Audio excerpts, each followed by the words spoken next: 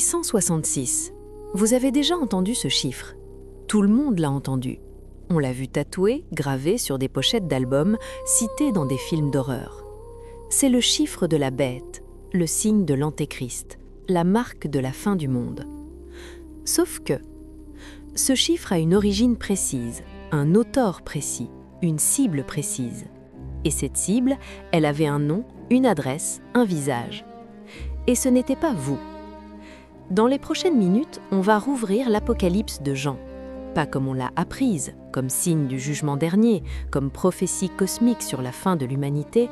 On va la rouvrir comme ce qu'elle était vraiment, un message codé, écrit pour des gens qui risquaient leur vie, destiné à des lecteurs qui déchiffraient le code instantanément.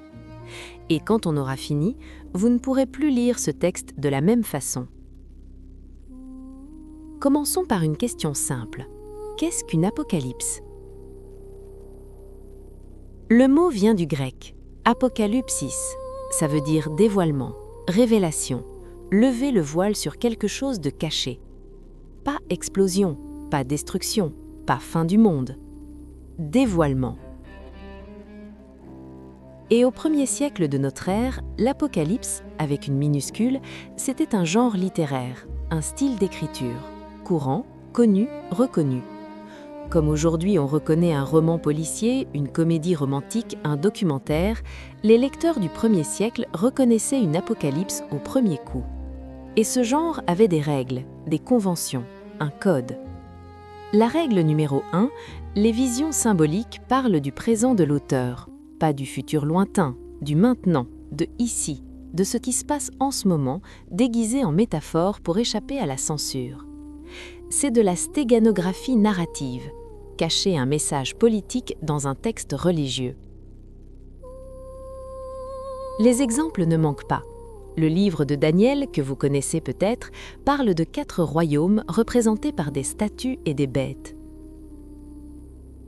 Ces royaumes ne sont pas prophétiques, ils désignent des empires réels, contemporains de l'auteur. Babylone, la Médie, la Perse, la Grèce d'Alexandre. Les lecteurs de l'époque le savaient. Nous, on l'a oublié. L'Apocalypse de Jean fonctionne exactement pareil. Jean écrit depuis l'île de Patmos, en exil. Il s'adresse à 7 communautés réelles, localisées en Asie mineure, aujourd'hui la Turquie occidentale. Éphèse, Smyrne, Pergame. Des villes avec des rues, des marchés, des habitants. Des gens qui vivent sous la domination de Rome. Des gens qui sont persécutés. Il leur envoie un message, et ce message est codé, parce que s'il ne l'était pas, le messager se ferait arrêter avant d'arriver. Alors décryptons. 666, le chiffre de la bête. Au 1er siècle, les lettres de l'alphabet hébreu avaient une valeur numérique. C'est ce qu'on appelle la guématrie. Aleph vaut 1, Bet vaut 2, et ainsi de suite jusqu'aux centaines. On prend un nom, on additionne la valeur de chaque lettre, on obtient un nombre. C'est un jeu que tout le monde pratiquait à l'époque, comme aujourd'hui on fait des anagrammes ou des acronymes. C'était courant, c'était connu. Alors prenons le chiffre 666 et cherchons quel nom il cache. Nun 50, Resh 200, Vav 6, Nun 50, Kof 100, Samek 60, Resh 200. Total 666. Le nom NRWNQESR en hébreu. Translittéré Néron Kézar. Néron Kézar. L'empereur romain, celui qui a mis le feu à Rome en 64 après Jésus-Christ et accusé les chrétiens pour se couvrir. Celui qui a lancé la première grande persécution. Celui sous le règne duquel Pierre et Paul ont été exécutés. Et si vous doutez encore, voici la preuve. Certains manuscrits anciens de l'Apocalypse donnent non pas 666, mais 616. Les exégètes ont longtemps cru à une erreur de copiste. Mais ce n'est pas une erreur, c'est la même guématrie avec le nom latinisé, Nero sans le N final. 2 orthographes du même nom, 2 calculs différents, même résultat, Néron. Jean ne parlait pas d'un antéchrist futur et mystérieux. Il parlait d'un homme que ses lecteurs connaissaient, dont ils avaient peur, qui avait du sang sur les mains. Continuons. La grande prostituée, Babylone l'impure, ivre du sang des saints. Chapitre 17, verset 9 de l'Apocalypse, Jean donne lui-même la clé. Écoutez, ici est l'intelligence qui a de la sagesse. Les 7 têtes sont 7 montagnes sur lesquelles la femme est assise. 7 montagnes. Rome était bâtie sur 7 collines. L'Aventin, le Capitole, le Caelius, l'Esquilien, le Palatin, le Quirinal, le Viminal. C'était même un surnom de la ville, Urbs Septicolis, la ville aux 7 collines.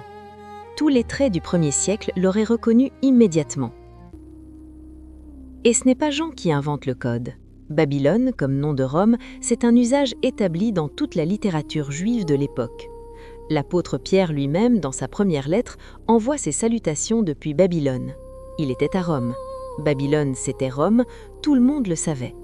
La prostituée ivre du sang des saints, ce n'est pas une vision futuriste de chaos mondial.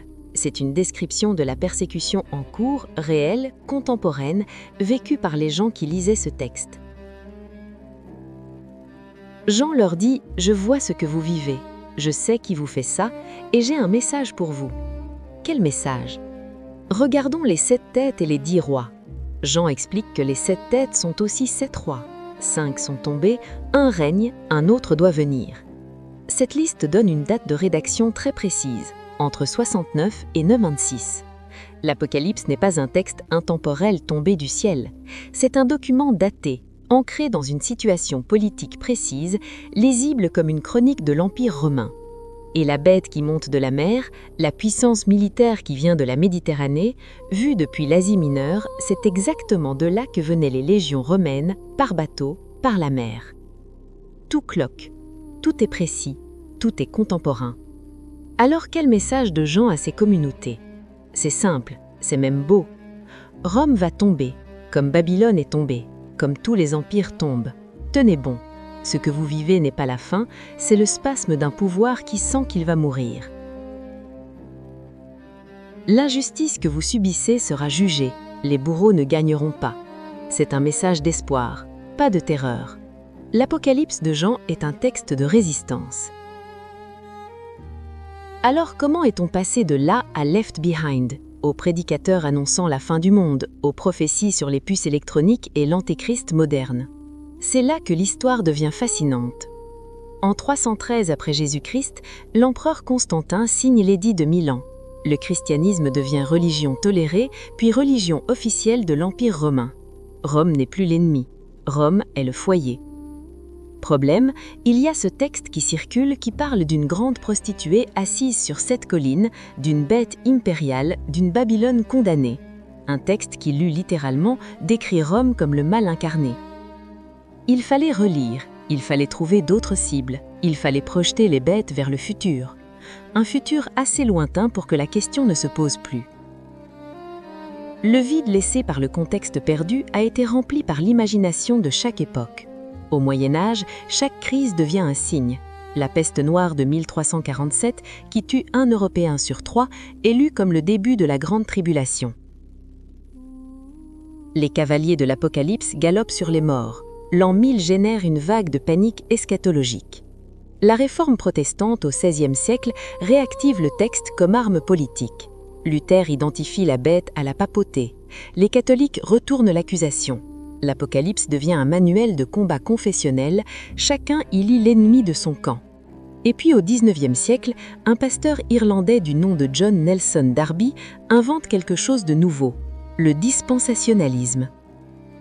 L'idée que l'histoire du monde est découpée en périodes distinctes, des dispensations, et que l'Apocalypse est la carte routière de la dernière période, à venir, imminente, littérale.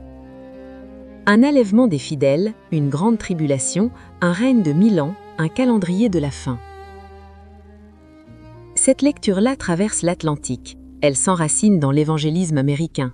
Elle devient la Bible Scofield, les séries Left Behind vendues à 65 millions d'exemplaires, les films hollywoodiens, les prédicateurs télévisés, la politique étrangère américaine au Moyen-Orient. Le texte de Jean, écrit pour des communautés persécutées de Turquie actuelle en 90 après Jésus-Christ, est devenu l'architecture eschatologique de l'Amérique contemporaine. Voici le paradoxe. Plus on s'éloigne du contexte original, plus le texte semble mystérieux. Plus il semble mystérieux, plus il fascine. Plus il fascine, plus les gens cherchent à l'appliquer à leur époque. Et plus ils l'appliquent à leur époque, plus le contexte original s'efface. C'est un cercle parfait, auto-entretenu, sur 20 siècles. Mais quelque chose résiste à cette lecture. La puissance littéraire du texte reste entière. Les images de Jean sont parmi les plus fortes jamais écrites. Les 4 cavaliers, la femme vêtue de soleil, la bête aux 7 têtes, la nouvelle Jérusalem qui descend du ciel. Ce sont des images qui travaillent l'imagination humaine depuis 2000 ans et qui n'ont pas fini de la travailler. Et si on sait ce que Jean voulait vraiment dire, si on comprend qu'il parlait à des gens réels, dans une situation réelle, avec un message politique précis, le texte ne perd pas sa force, il en gagne. Parce qu'on comprend d'où vient cette énergie, cette urgence, cette violence des images. Jean n'écrivait pas depuis une tour d'ivoire, il écrivait depuis l'exil pour des gens qui enterraient leurs morts, pour des communautés qui se demandaient jusqu'où l'Empire allait aller, pour des croyants qui avaient besoin qu'on leur dise que l'injustice ne durerait pas éternellement. C'est pour ça que les images sont si intenses, parce qu'elles portaient une vie réelle. Alors voilà ce que l'Apocalypse dit vraiment.